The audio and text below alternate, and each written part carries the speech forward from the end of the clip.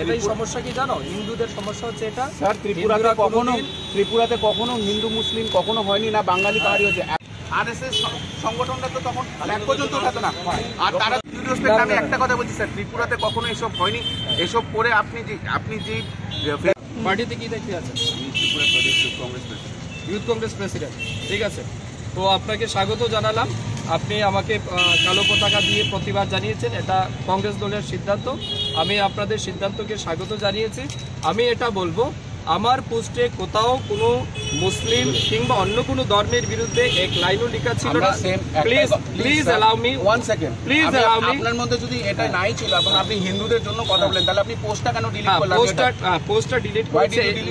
Yes, আমরা এই সংস্কারে বিশ্বাস করি। গার্জিয়ানরা যখন কিছু বলে তো এটাকে মানতে হয়। আমার এক দুজন গার্জিয়ান আমাকে বলেছে যে সুধাংশু আপাতত এটাকে ডিলিট করো। এটা আপনার গার্জিয়ান বুঝেছে স্যার যে you have done something wrong.